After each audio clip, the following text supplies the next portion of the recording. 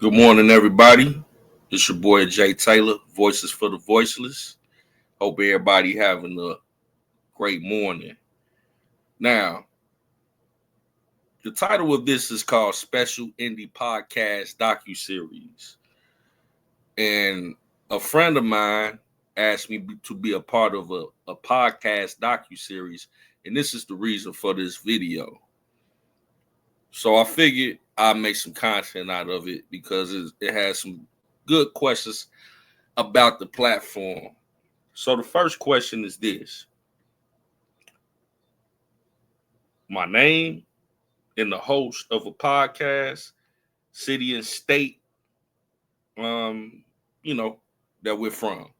Well, first and foremost, my name is Jay Taylor, aka Crux, and my sis Mika, aka Blessed Girl, have created this channel, Voices for the Voiceless. I'm from Chicago. She's from Georgia, but she lives in Colorado now. So we came together to create Voices for the Voiceless. Now, second question is,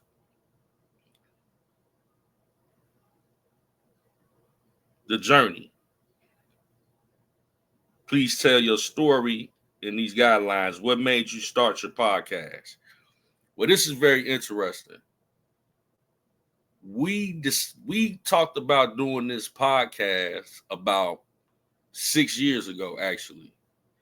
And we just now got around to doing it last August. We were talking about doing the podcast because we were covering the R. Kelly case. And we came up with the title, and it was supposed to be four of us. It was two other individuals that was going to be a part of it. But years went by, and then when the election came around, we are Black Trump supporters. We decided, hey, this is a perfect opportunity to use our platform, our voice, to give our perspective as far as politics are concerned too. So we started out having interest in the R. Kelly case, following that to the recent election. Now, another question is, what were your early expectations versus reality? The early expectations really weren't as high. I know, because I do other things as far as entertainment, that whenever you start off, it's going to be pretty difficult getting the traction that you're looking for. So I didn't come in the game looking for a lot of traction or notoriety. We really did this to express ourselves. We love doing this. We talk every day. Me and my sis Mika, aka Blessed Girl, we talk every day. So the things that we talk about is reflects on this platform. When you hear me, you might see me more than you see her, but these are conversations, extensive conversations that we have on a day-to-day basis that creates the commentary for this channel. Whether you just see me or me and Mika.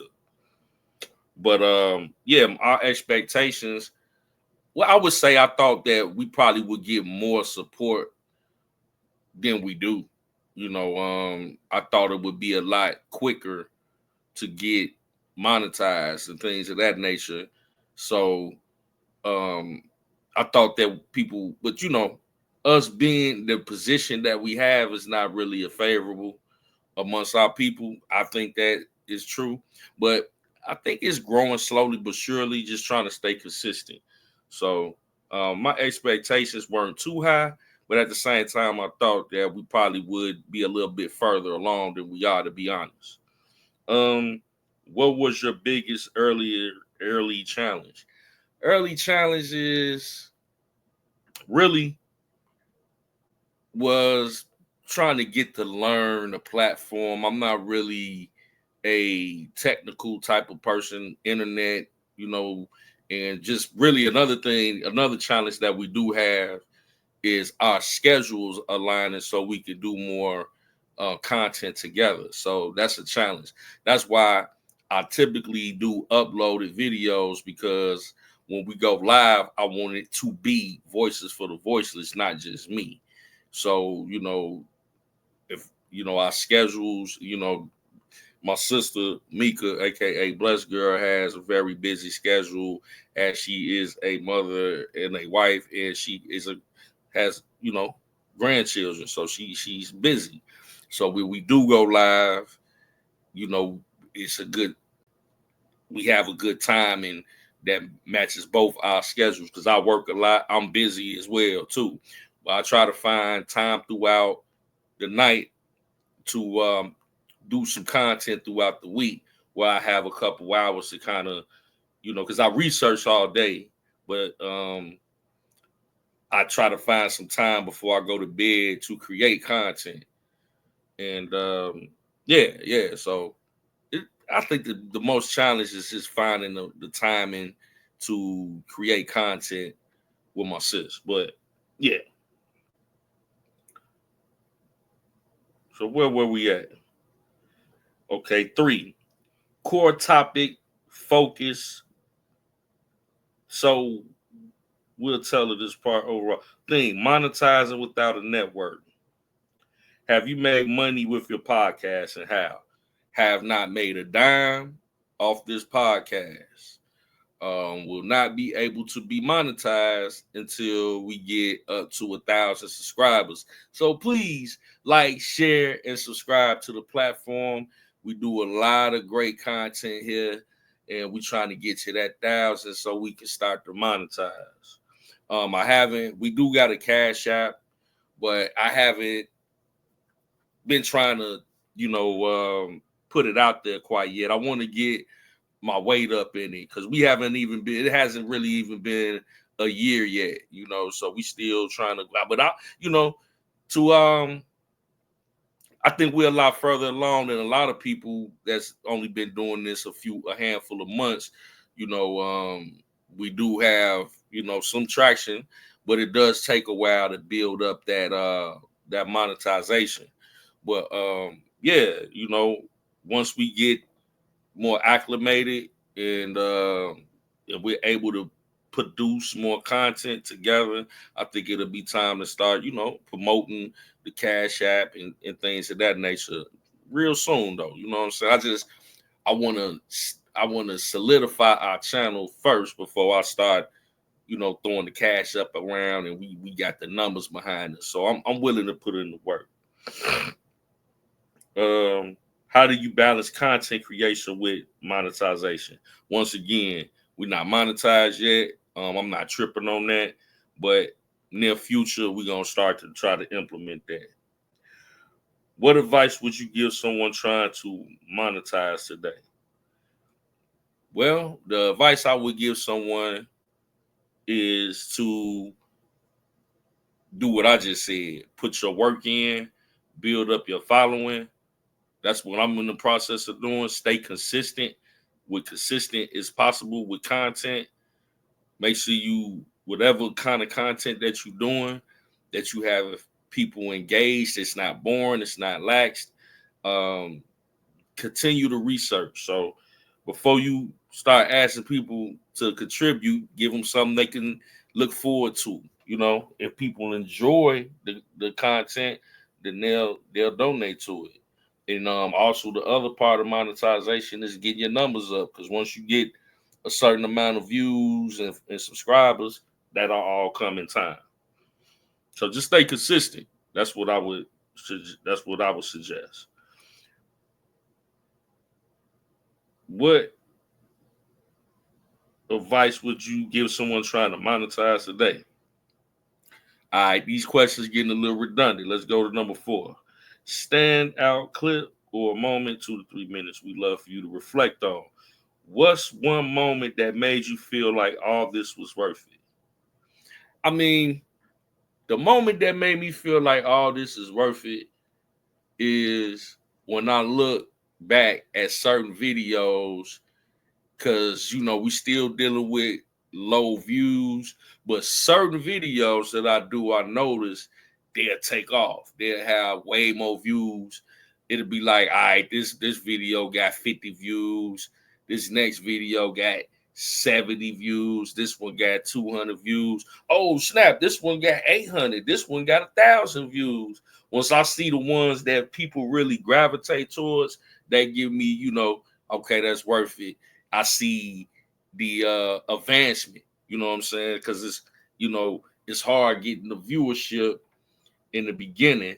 And then, when you see certain videos that you create, get in that algorithm, it lets you know you're in the right track. So, and also when we're actually live together and we have that presence, that really, when we got our people on the panel, I love that, chopping it up when we live and we put a good live together and people will, hit me up the next day and be like, man, I really enjoyed that live.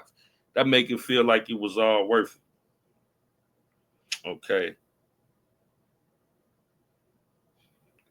Now, rapid fire. Let's see. Number 5. Favorite podcast besides your own? Wow.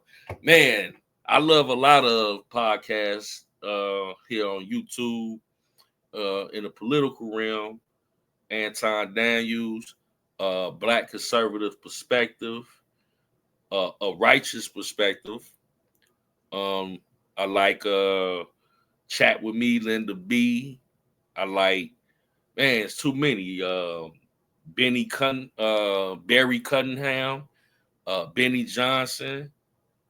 Man, it's too many to name, bro, but that's about a good 6 or 7. So, favorite podcast, okay. Dream guests you haven't had yet. Well, we really don't do too many guests. We just chop it up with our people. This the voices for the voiceless. So we don't really do too many guests. So I can't really say. I would like to. Well, we did want to do something with a few politicians that people. If we did have somebody on the channel, it would probably be somebody in that vein, though. You know what I'm saying? That's just like a guest, like, oh snap, or somebody like Angela Staton King. That'd be a dope guest. You know what I'm saying, for our channel, someone like that. But yeah, the guests are people that hit the panel, and I enjoy every time they show up. Okay, so audio or video, which wins? Audio or video? I use both. I like to mix both of them. If I can show our people are visual people, they like to see what you're, what you're illustrating. They like to see it.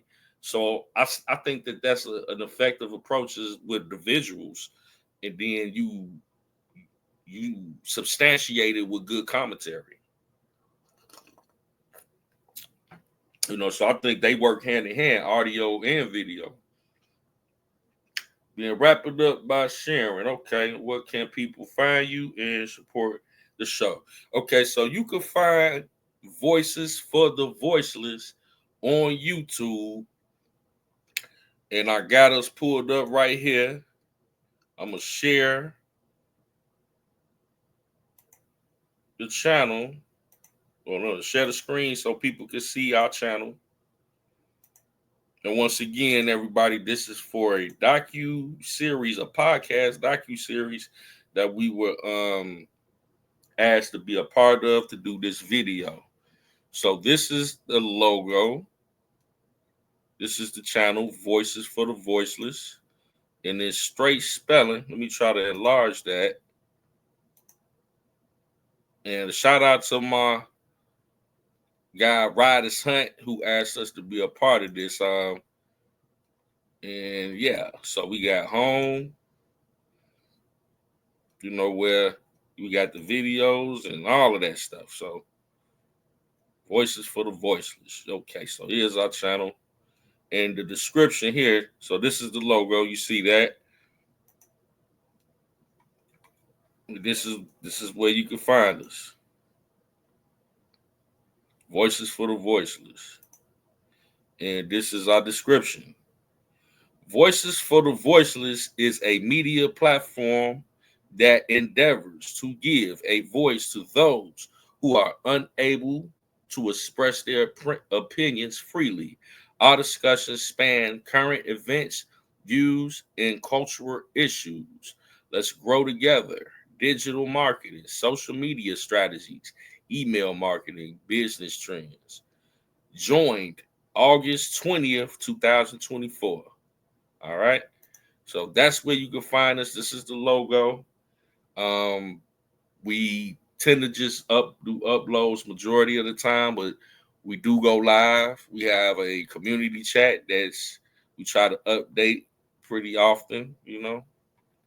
So yeah, come to visit the channel and show us some love. Like, share, subscribe. Once again, shout out to Ryder Son. We appreciate the opportunity to be a part of the special indie podcast docu-series.